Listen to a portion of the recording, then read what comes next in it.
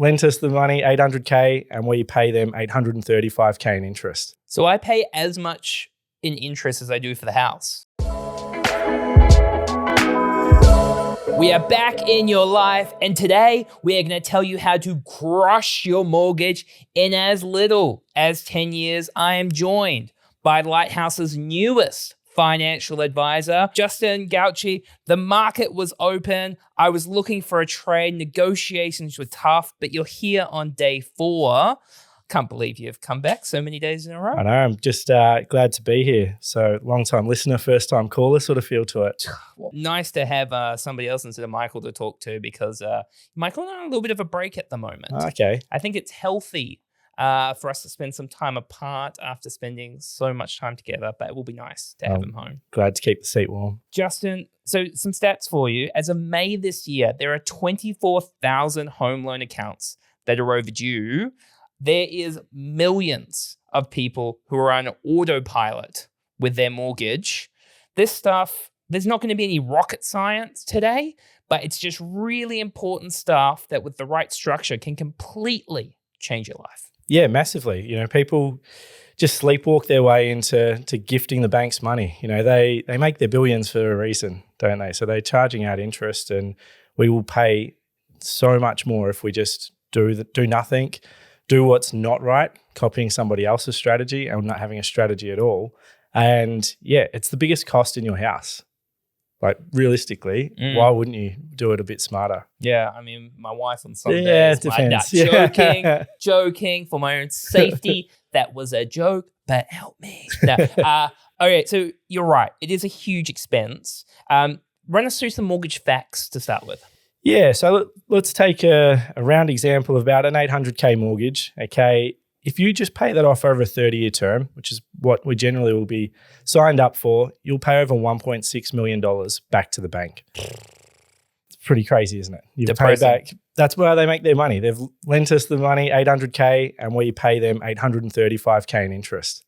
So we have to pay things back faster than that trajectory. So I pay as much in interest as I do for the house. Exactly. More. Depressing. It is. And that's why those stats you talked about earlier around why many people are in arrears, interest rates jumped up, house prices have gone up over time, so the size of the mortgages have gone up. Of course, people are going to be doing it tough. All the other costs in our life have been hurting us too.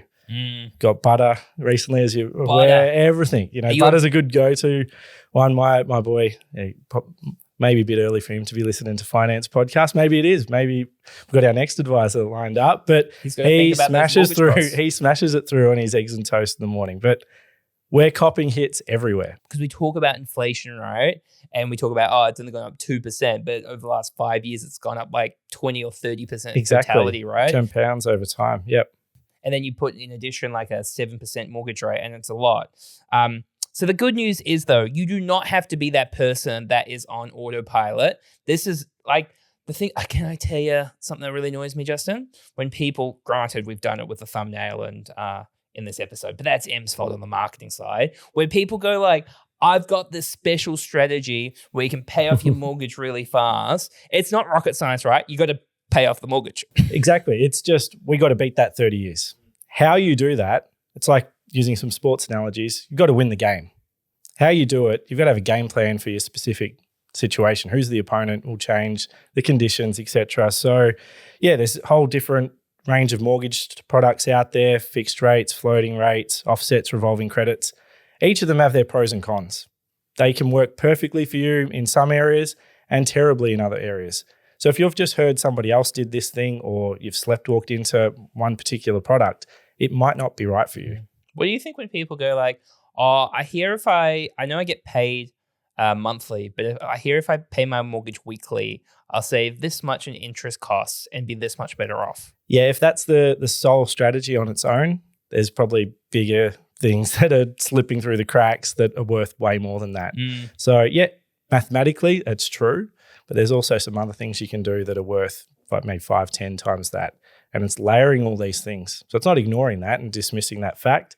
It's what else can you layer on top to help get that 30 as low as possible. Yeah. And in your experience, what are the biggest things that move the needle for clients?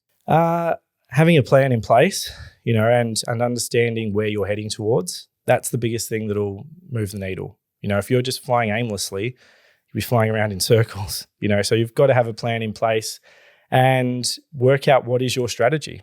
Not copying somebody else's that you heard at a barbecue, because we're not robots, are we? We're all got individual tastes and preferences, and what we earn and what we spend is going to be a little bit different. So your strategy needs to factor that into the mix, and then it'll be the right version for you. If all football teams played the same way, not going to get the same result, are they? Yeah. Some of us like the Beatles. Some of us like Linkin Park. We're just we're all different. What are your thoughts on a common strategy here in the space is the use of revolving credits and offsets? Mike and I have recently done a podcast on how revolving credits will ruin your life. What's your take? They can if you don't use them well. But I've seen how they can work in your favor too. So it works like a giant overdraft. Your income it depends how you set it up, but if you're setting it up well, your income gets paid into that account and obviously offsets and brings down the principal that you owe. That'll save you interest over time, but you need good barriers in place to make sure you can use it well. So I know Michael said, they never work, or he hasn't seen them work, and that is more common than not, but they can be very useful if you've got a good plan around you. Yeah, I've got some clients where they tell me they'll pay off this $20,000 revolving credit. I catch up with them in a year and they're still owing $20,000. But then I do have other clients who have $300,000-$400,000 completely offset. Yeah. It just depends on you and your ability. Some people just aren't good when they've got that money available. Yeah, and before, keep harping back to those same things, is it's got to be tailored to your own personality. How good you are with it, we're all going to be wired very differently. So it can work really well. If it's not going to work well for you, it doesn't mean you can't pay off your mortgage faster. We just need to pull on some different levers. Yeah. So Justin, I want to talk about how we pay off that mortgage faster. So I think you've got a couple of examples for us. Yeah. So what you need to do, let's take that example back from the beginning of 800K. If we want to get that, let's start really high level, just halve it. Let's get it down to 15. I'll work backwards and then we'll get to 10 just after this. We need to pay down about 2K a month on top of the baseline 30 years that we're heading towards. Okay, so it's surplus funds for 2K a month, 24K a year. If we can do that, we'll pay it off in 15 years.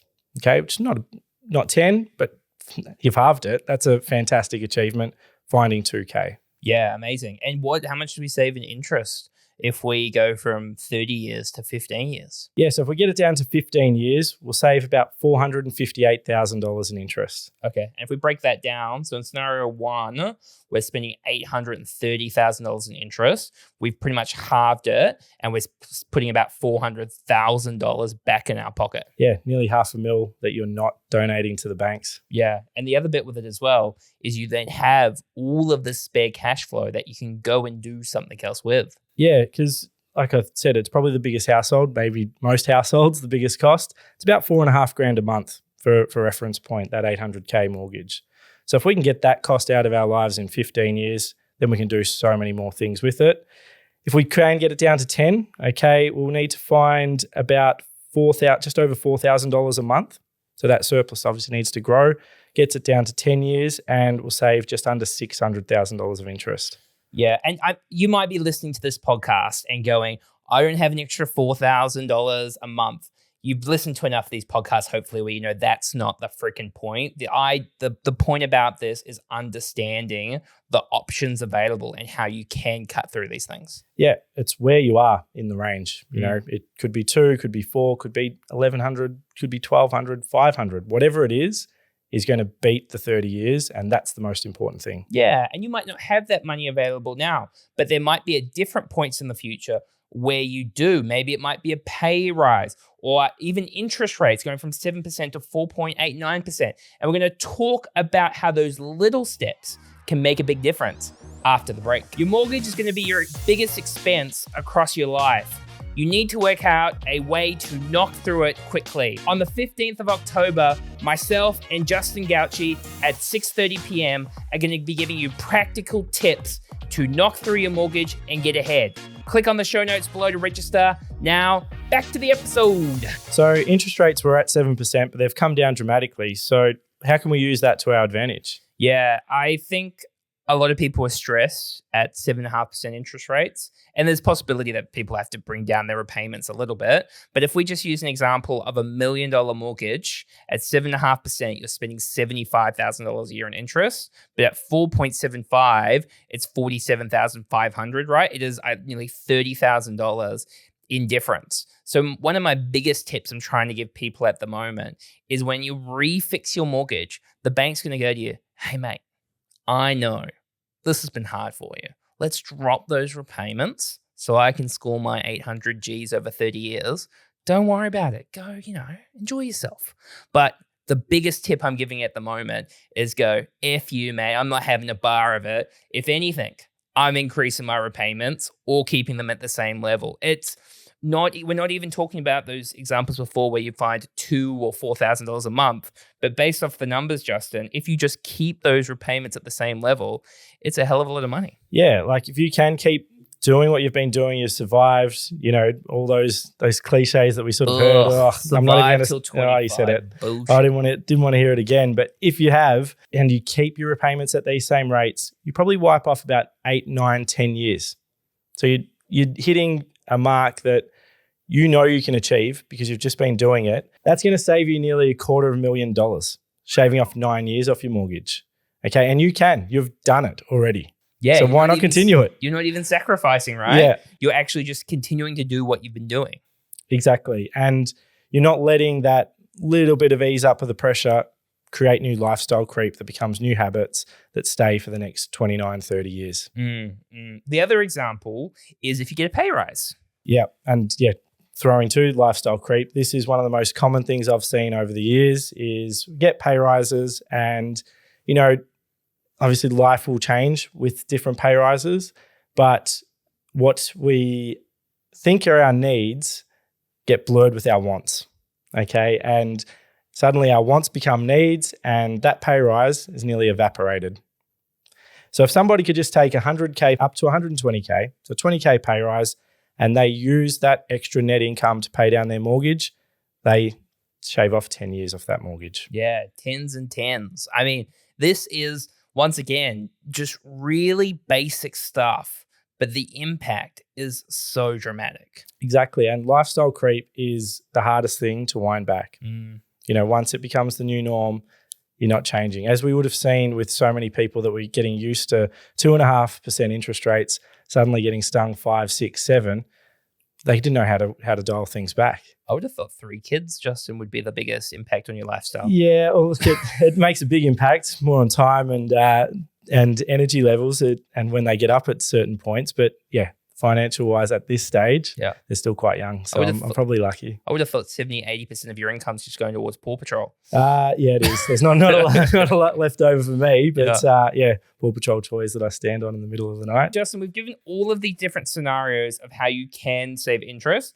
I just want to, pull back a little bit further and go, let's use the example, however you get there, that you do pay off that mortgage over 10 years. You've got pay rises, you've got a good income, you maintain your expenses quite well.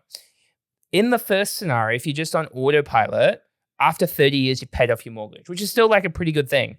But if you pay off your mortgage over 10 years and then you start regularly contributing to funds because you've got those repayments that can go somewhere else, you have $2.9 million inflation adjusted and a debt-free home.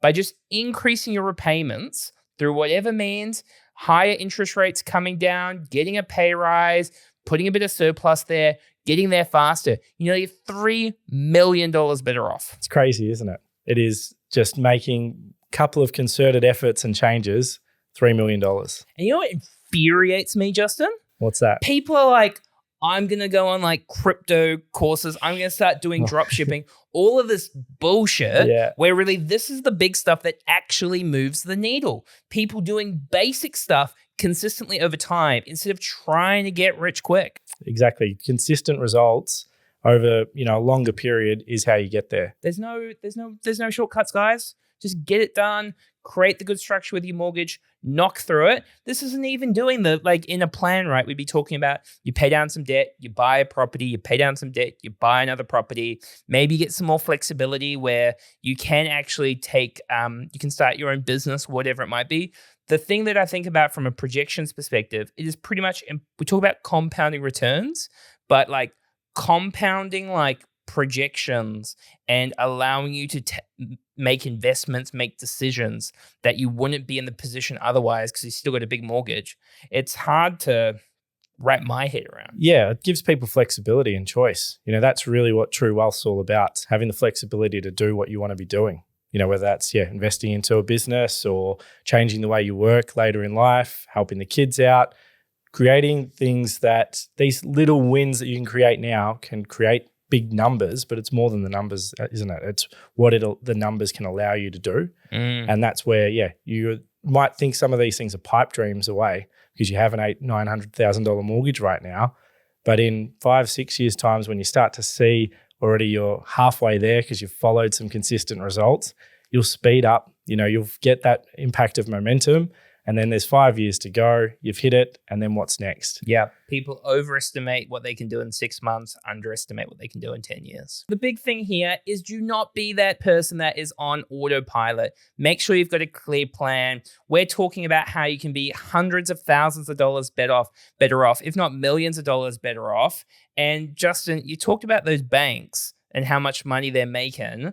They're making a lot off us, aren't they? They're making $19 million a day. That is a crazy figure. $19 million today, $19 million yesterday, 19 tomorrow. So don't be another one that's just sleepwalking and gifting that money over. I mean, talk about lifestyle creep. Imagine if you earned $19 million a day, what you'd be doing. Ooh, yeah, it'd be hard not to. Cool. Okay, all right, we're going to wrap it up right there. Make sure to take control of your future. Register for our webinar that's coming up. Justin, thank you very much for joining us. Thanks for having me. Looking forward to having you on for more podcasts in the future. Much love to Lighthouse Financial for sponsoring this episode. Please subscribe, review, like, and we'll catch you next time. Cheers. Thanks for having us.